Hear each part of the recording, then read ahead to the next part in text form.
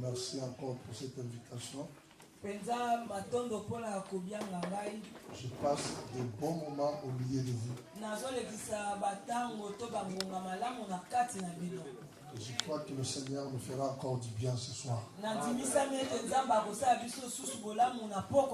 partir du verset 25, vers le minuit, le milieu de la nuit, Paul et Silas priaient et chantaient les louanges de Dieu. Le prisonnier les entendait. Tout à coup, il se produisit un grand tremblement de terre. Les fondements de la prison furent ébranlés. À l'instant même,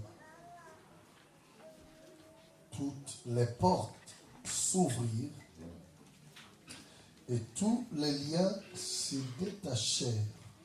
Le géolien se réveilla et lorsqu'il vit les portes de la prison ouvertes, il tira son épée, il allait se supprimer, pensant que le prisonnier s'était enfui. Mais Paul cria, « Ne te fais pas de mal, nous sommes tous ici. » Alors le géolien demanda de la lumière, entra précipitamment et tomba tout tremblant devant Paul et Silas. C'est la parole de l'Éternel. Père, nous voulons te dire merci ce soir parce que tu es là pour bénir ton peuple avec ta parole que tu élèves et que tu as élevé au-dessus de ton nom. Je crois à l'autorité de l'Évangile. Je crois au ministère du Saint-Esprit qui opère. Je crois au ministère des anges qui agit. Et toute pensée captive est amenée à l'obéissance de l'Évangile. Merci parce que tu nous as élevés au-dessus des dominations, principautés et pouvoirs des ténèbres. Tout nous est soumis en ton nom, Jésus. Amen. Amen. Vous pouvez vous asseoir. Je vais toucher un texte que tu connais déjà. Peut-être que tu as déjà écouté un message. La vie ira de plus en plus mal. Mais je connais un Dieu qui a dit, je connais le projet que j'ai formé pour vous. Le projet de paix et non de malheur. Pour vous assurer un avenir meilleur. Si le monde voit le lendemain un malheur, Dieu voit de meilleures choses pour toi. Dieu voit de meilleures choses pour son peuple. L'église n'est pas contrôlée par le système de ce monde. L'église ne marche pas selon les courants de ce monde. L'église est conduite par le Saint-Esprit. Quand tu avais des pleurs en Égypte, il y avait des cris de joie à Goshen.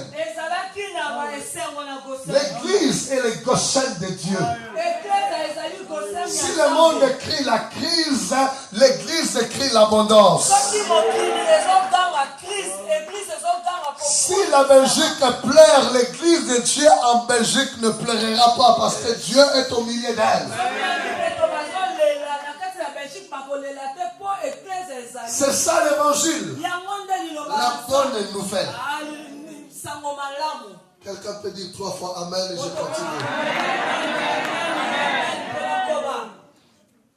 Dieu veut que tu changes ta mentalité. Tu ne dois pas raisonner comme les gens du monde. Vous pouvez avoir le même problème dans la même situation. Mais toi, tu as un Dieu. C'est ça la différence. Nous pouvons tous être au chômage, mais nous sommes différents. Moi, j'ai un Dieu. Mon langage doit être différent. C'était ça la vie de Paul. J'aime Paul parce que la plupart des leçons qu'il a enseignées, il les a appliquées dans sa vie. Nous parlons des bénéfices de célébration. J'ai dit, j'ai aimé la définition que le pasteur Willy a donnée. Louer Dieu avec quoi? Avec quoi? Éclat. C'est la plus simple des définitions. Paul et Silas se retrouvent en prison. Je vais parler aujourd'hui des bénéfices de la célébration dans les domaines de la délivrance. Comment tu peux déclencher la délivrance de ta vie, la délivrance de ta famille, rien que par la célébration. Oh, ce soir, je m'attends à beaucoup de choses. Je dis ce soir, moi, je m'attends à beaucoup de choses. Parce que je connais la puissance de la célébration. Ils étaient en prison. Ils n'étaient pas seuls. Vous savez, les apôtres étaient considérés comme des prisonniers terribles. Enfermés dans la prison. Il y avait d'autres prisonniers. Moi, je vois les autres prisonniers en train de se plaindre. Rien ne marche. On est toujours là. Peut-être on posait à une autre personne. Toi, tu vas faire combien de temps? L'autre disait, moi 5 ans. L'autre disait, moi 10 ans. L'autre, moi 3 mois. Chacun avait son temps. Peut-être quand Paul est arrivé, il a trouvé des gens qui étaient là, dans la souffrance. Et peut-être ces gens leur disaient aussi, pourquoi on vous a arrêté? Je vais vous montrer la prison, comment ça fonctionne ici. Mais Paul était un homme de foi. Paul savait une chose, qu'il avait une mission à accomplir. Et que rien ne pouvait l'empêcher d'aller loin. Et quand vous passez à des moments difficiles, vous trouverez toujours des gens qui peuvent vous conforter dans cette position. Il y a de cela 24 ans, j'avais souffert de la tuberculose. Je suis entré à l'hôpital à l'Angola. Quand je suis entré dans ma chambre, j'ai croisé 2 personnes. Un qui était de l'église de 7e, comment ça s'appelle ça, l'église de Adventiste de 7e jour. Un autre était païen. Quand je suis entré, ils m'ont dit, sois le bienvenu. Prépare-toi à faire 8 mois ici. L'un m'a dit, moi je fais 8 mois ici. L'autre m'a dit, je fais 6 mois. Moi je leur ai dit, moi je vais sortir bientôt. Parce qu'ils voulaient m'inculquer leur mentalité de la souffrance. Ils voulaient que je puisse m'habituer à eux. Que je puisse rester à cet endroit-là. Mais moi, je savais que mon maître a porté ma maladie sur la croix. Et que la Bible dit par le meurtrissure de Jésus, je suis guéri de toute maladie. J'ai refusé leurs conseils. Et moi, je vois aussi Paul dans cette situation. Peut-être toi aussi, tu te conformes à certaines situations parce que tu n'es pas le seul. Parce qu'il y a quelqu'un à côté de toi qui vit la même situation que toi. Et il y a des situations, à force de les vivre, on trouve ça normal. Entrer dans une pièce et que ça sent mauvais.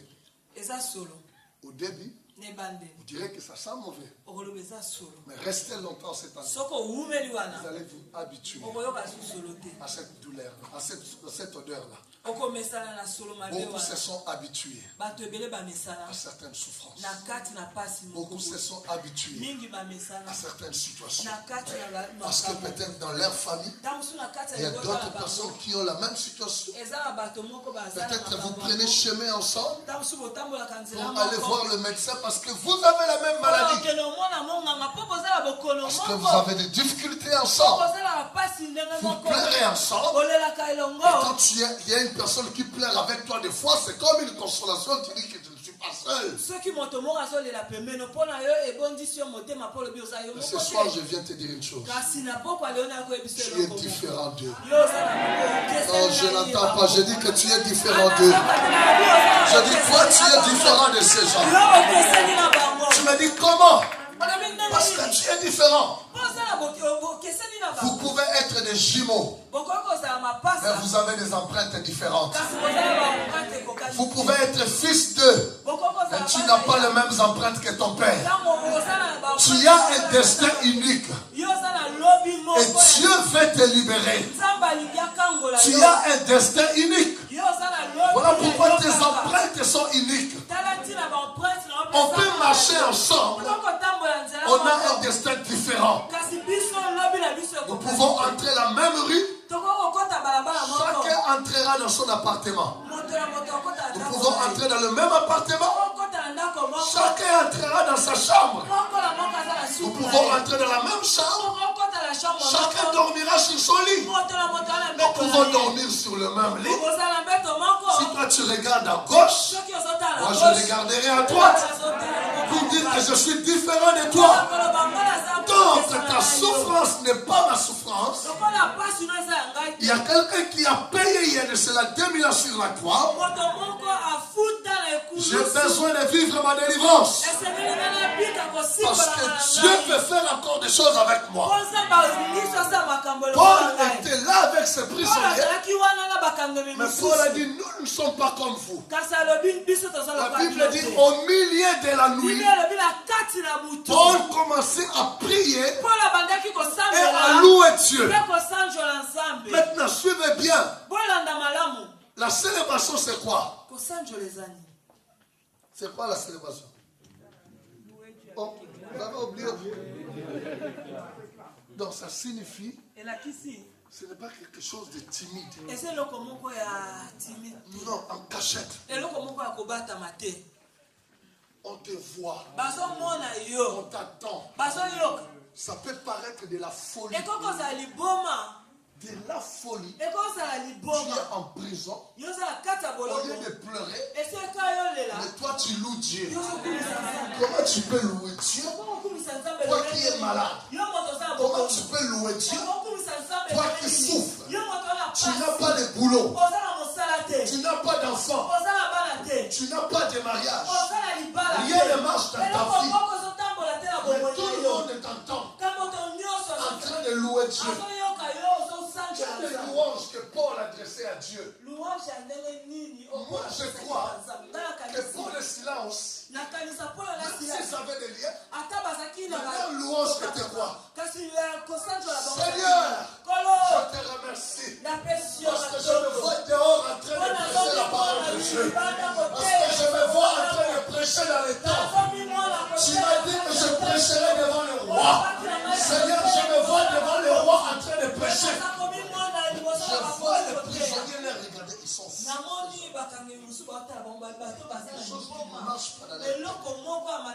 Ils sont dans les lieux, mais lui, il se voit dehors.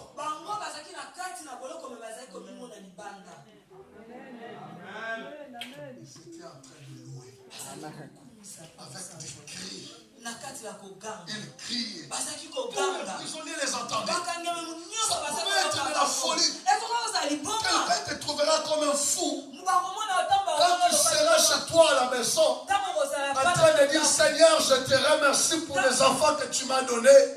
Seigneur, je te remercie pour le mari. Je te remercie pour le travail.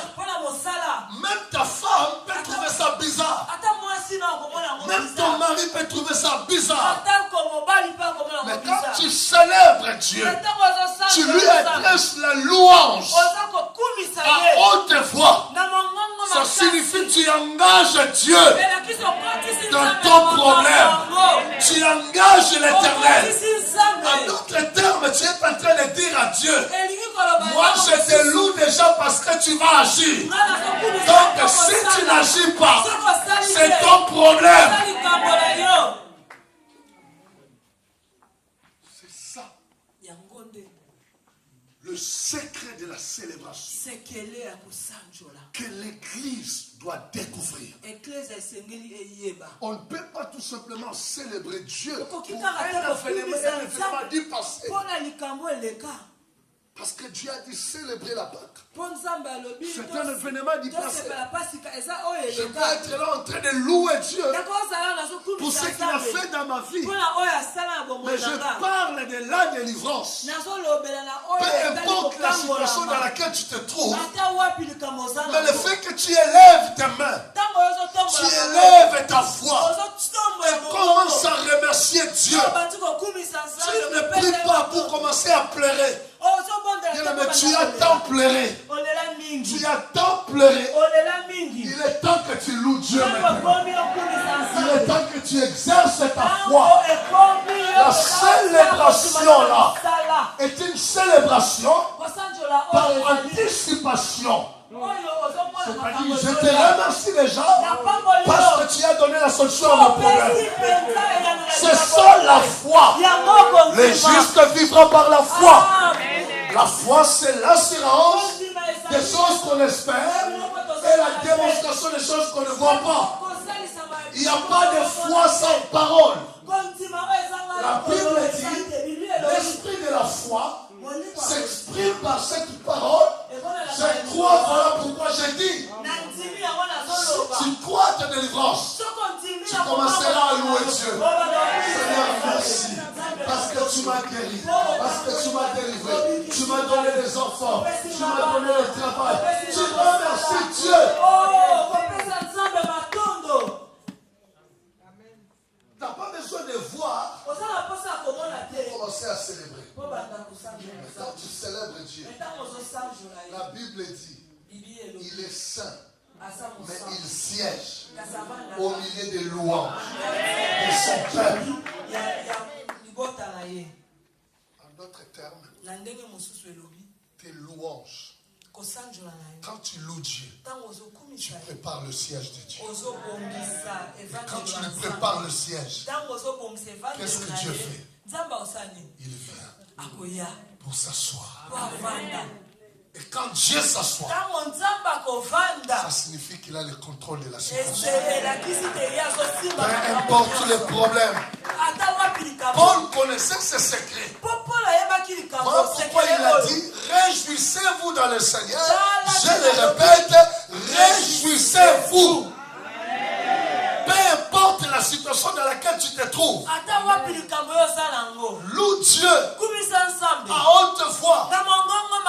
Ne murmure pas. Ne te cache pas. Tu as un Dieu vivant. Tu as un Dieu puissant. Engage Dieu dans ton problème. La célébration engage Dieu dans ta situation. Dieu a quelque chose à défendre. C'est son honneur. L'honneur de son nom. Parce que tu lui appartiens. Tu es à lui. Pendant qu'il louait. J'aime ce que la Bible dit. Le fondement des prisons. Vous savez, vous pouvez détruire un immeuble. Ce qui est important, c'est la fondation. Vous pouvez couper un arbre. S'il y a encore des racines, ça la célébration peut détruire des choses qui ont perduré des années et des années dans la vie d'une personne. Peut-être tu as tout fait dans ta vie. Ces choses-là continuent à perdurer. Le fondement des prisons. Quand les fondements sont ébranlés, ça signifie que la liberté arrive. La délivrance arrive. Les fondations, la louange, la célébration peut détruire ces choses.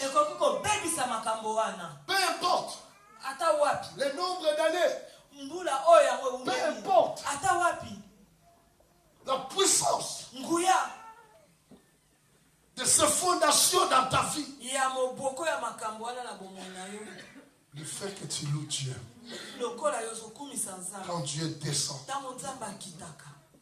rien ne peut résister. Rien ne peut résister. Nos plaies ne changent rien. Tu peux beau pleurer. Le problème sera toujours là. Mais la célébration change les choses. Le fondement, la fondation complètement brisée. Complètement. Par tes louanges. Tu peux briser les fondations qui sont dans ta famille. Non, je pense que tu n'as pas compris. Je dis que toi, tel que tu es là, rien que le fait que tu commences à louer, Dieu peut commencer à détruire les fondations.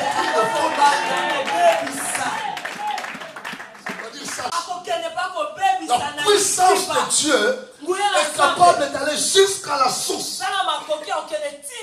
Peu importe l'endroit, peu importe la personne.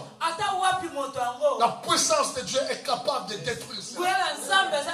Il n'y a aucune puissance, aucune fondation qui peut résister à la puissance de la louange. Quand Dieu descend, qui peut résister? Quand Dieu courbe, qui peut redresser? Quand Dieu redresse, qui peut courber? Quand Dieu intervient dans ton problème, qui peut résister? Qui peut résister?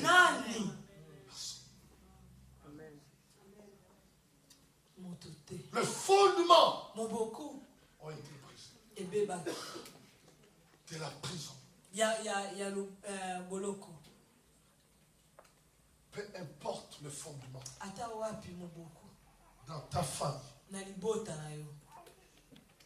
les louanges d'aujourd'hui peuvent briser, peuvent détruire ces fondations. Moi, j'ai toujours cru à un Dieu d'aujourd'hui. La Bible dit au même instant. Tout à coup. Ils étaient tellement plongés. Est-ce qu'il y avait le synthé? Est-ce qu'il y avait la guitare? Est-ce qu'il y avait la batterie? Est-ce qu'il y avait le musicien? Même hormis toutes ces choses-là, je peux célébrer Dieu. Et c'est cette louange que j'aimerais entendre ce soir. Aux musiciens ou pas, Je suis en train de louer Dieu. Je suis en train de croire que quelque chose va se passer aujourd'hui dans ma vie. Je suis en train de croire que j'ai gêné, je fais tant de choses. Ça n'a pas changé. Mais ce soir, ça changera. Ce soir, la fondation sera brisée. La fondation sera brisée. La fondation de la stérilité s'écroulera.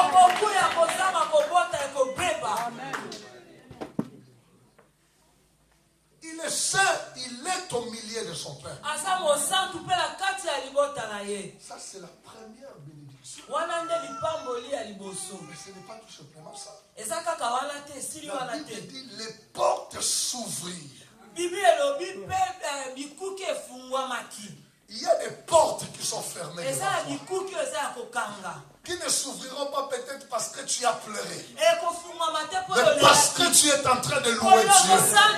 Ma prière, bien-aimé dans le Seigneur, est que ta louange de ce soir fasse que les portes qui étaient fermées devant toi, les portes du travail s'ouvrent, les portes de l'élévation s'ouvrent, les portes de la promotion s'ouvrent, les portes de voyage s'ouvrent, les portes de séjour s'ouvrent.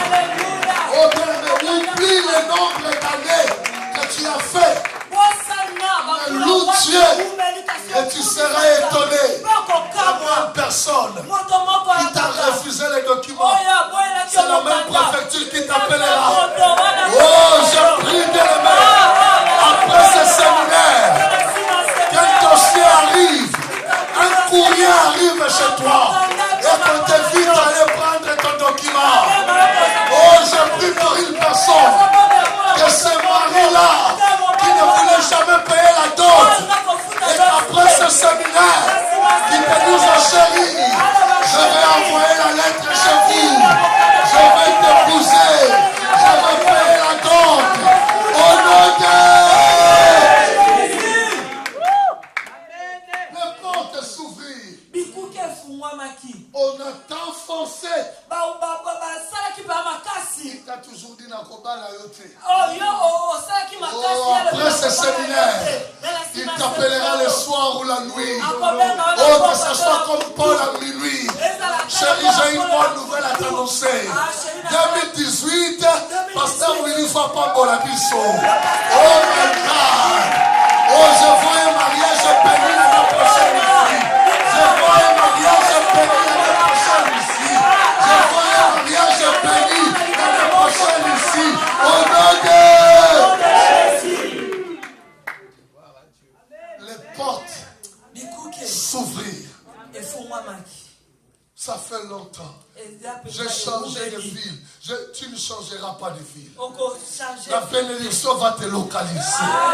Je dis à une personne, le séjour va te localiser. Là où tu seras, le courrier te suivra. On viendra te chercher. Parce que tu as tant pleuré, maintenant tu as un autre langage. C'est le langage de la louange. C'est le langage de la louange. C'est le langage de la célébration. Où tu loues Dieu. Toutefois, tu as tant pleuré, rien n'a changé. Change au moins d'équipe. Prends une nouvelle tenue. Célèbre Dieu dans ta vie. Commence à louer Dieu. Les portes qui étaient fermées s'ouvriront. Je prie au nom de Jésus. Je crois après ce séminaire, des divisions qui étaient dans les familles, la réconciliation entrera. La réconciliation entrera. Les barrières qui vont se briser au nom de Jésus. L'esprit me parle de ça. De réconciliation dans la famille. Ça entrera. Parce que tu loues Dieu. Oui, celui qui n'entre jamais. Les portes s'ouvrir. Quelle porte qui a été fermée devant toi? La louange peut ouvrir cette porte. Rien n'est impossible à Dieu. Loue Dieu. Peu importe le travail où on t'a refusé, Dieu est capable de faire le miracle pour que tu retrouves le même travail. Bien-aimé, les portes s'ouvriront. Si d'autres portes se ferment, d'autres portes s'ouvriront. Si on te chasse ici, une autre porte s'ouvrira là-bas.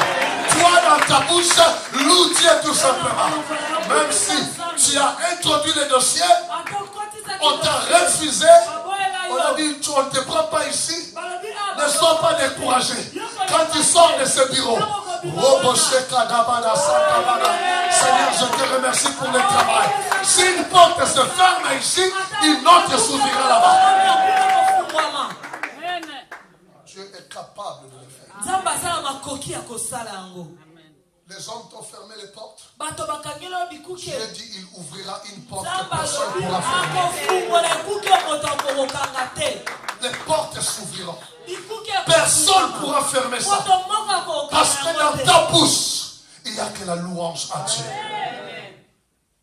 Mais il est dans la souffrance. Mais pourquoi il est toujours dans la joie? Pourquoi il loue toujours Dieu? C'est un nouveau habit. Je dis que la joie est une attitude de l'esprit. Je loue Dieu au nom de Jésus. Je remercie le Seigneur. Je n'ai pas d'enfants, je remercie Dieu Seigneur. Merci. Donne même des noms à ces enfants-là. Quand tu loue Dieu avec les noms des enfants.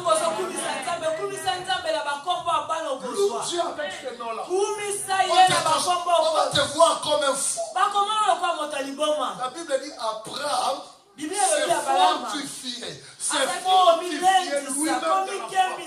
Il se disait lui-même. Il se fortifiait à d'autres termes. Abraham s'appelait lui-même. Oh Seigneur, je te remercie. Je suis le père de la multitude. Je crois qu'il y avait des gens qui disaient, c'est papa, il a craqué. Je n'ai pas craqué. J'ai compris le secret. J'ai compris que quand je loue Dieu, je me fortifie. Quand je loue Dieu, j'attire Dieu dans mon problème. Je fais intervenir Dieu dans ma situation, dans mon problème. Le diable te dit, mais c'est fini. Regarde ton âge. Il n'y aura plus de mariage. Qui viendra te prendre avec tous ces enfants-là? Le Dieu qui a visité Joseph la nuit. Le Dieu que tu ne peux pas chasser un mari. Et c'est Dieu-là qui te donnera un mari. Un âge avancé. Bien-aimé, ton mariage sera le plus grand mariage de la vie. Ton mariage sera le plus grand mariage. Si on citera le mariage, on dira non. On parlera la maman, mais elle s'en souka. On parlera la maman, mais elle s'en souka. Au nom de Jésus. La louange à Dieu. Rien n'est impossible à Dieu. Les portes s'ouvriront. Les portes de la guérison. Les portes de la délivrance. Les portes du travail. Les portes de l'élévation s'ouvriront devant toi. Parce que tu as un langage de louange. Un langage de remerciement à Dieu. Anticipe les choses. Anticipe les choses. Non, mona makambo avant. Pendant qu'on louait les gens dans makambo, Paul disait, Seigneur, je te remercie. Parce que je me vois là-bas en train de prêcher la parole de Dieu. Oh Seigneur, je te remercie. Je vois des guérisons dehors. Peut-être qu'il a cité même le riz qui était dehors et le prisonnier qui était dehors.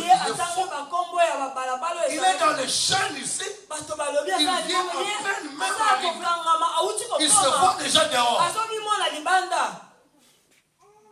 Et Dieu a donné Paul raison. Il est décédé.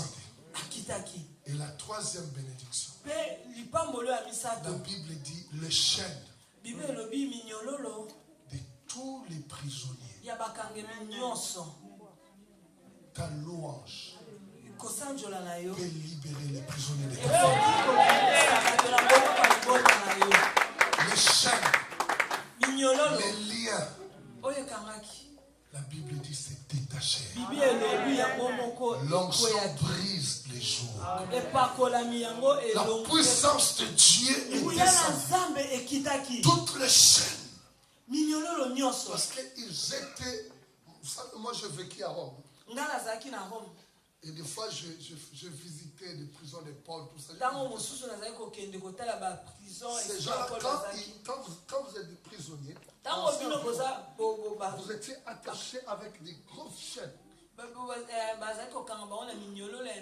Et on fermait ça avec la clé. Ce sont les hommes qui ont fermé. Dans la louange. Dieu n'a pas besoin de cette clé-là. Ta louange est une clé. Oh, je dis à une personne que ta louange est une clé. C'est une clé qui te détache de chaîne. Ta louange est une clé qui te détache de chaîne. Ta louange est une clé qui te détache de chaîne. Des chaînes de la malédiction. Des chaînes de la malédiction. Des chaînes de la pauvreté. Des chaînes de célibat. Ta louange est une clé. Dis avec moi, ma louange est une clé qui me détache de tous les liens de l'ennemi. Au nom de Jésus. Ta louange est une clé qui te détache ta famille. Regarde tes enfants. Tu pries. Commence à louer Dieu.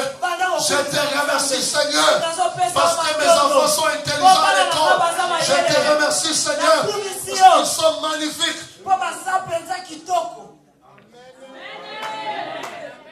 Dans mon église, un couple est venu me trouver pour leur enfant. Papa, cet enfant, bourrique à l'école.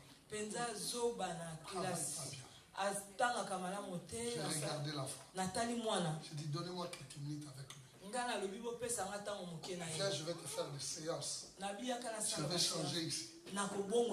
J'ai dit d'abord aux parents, il est intelligent. Il est intelligent. Ah, papa. Vous savez comme les amen de l'Okuliko. Amen. Donc ils disent amen. Donc bon, on ne sait pas, mais bon. Quoi, parce qu'ils sont devant les pasteurs. Mais moi je sais ce que je dis. Je dis à ces jeunes hommes, tu sais une chose, tu vas lire avec moi Jean 3,16. Je lui ai donné des versets. Tu sais que moi je crois en toi. On va commencer à remercier Dieu avec toi. Seigneur, je te bénis pour l'intelligence. Je te remercie pour tout. Je commence à prier comme ça avec cet enfant. Il est parti. Premier résultat négatif. Ne vous inquiétez pas. Ça arrive. Il va réussir, j'ai confiance. Toute la famille ne pouvait pas imaginer. Ils étaient étonnés. Quand l'enfant est revenu à la maison, il a le brevet. Et tout le monde s'étonne. Et on lui dit, qu'est-ce que tu peux dire? Je dis merci à Jésus. Parce que c'est lui qui m'a donné ce brevet. Ses parents sont venus me dire, pasteur, vous attendez pour voir. Votre enfant, j'ai loué déjà Dieu. J'ai dit, Seigneur, merci parce que cet enfant est intelligent. Il y en a beaucoup de temps comme ça à l'église. Les parents me viennent, pasteur, ils ne travaillent pas. Tous les enfants ont toujours des notes médiocres. Je dis, donnez-moi, j'aime ça, donnez-moi ça. Je leur fais répéter, dites avec moi, je suis magnifique. Je remercie Jésus. Et je leur donne toujours des codes. Je dis, vous tous, 15 sur 10 et au-delà. Pas de 13, pas de 14. Ils sont en train de travailler, ils ont toujours plus de 15. Ta louange en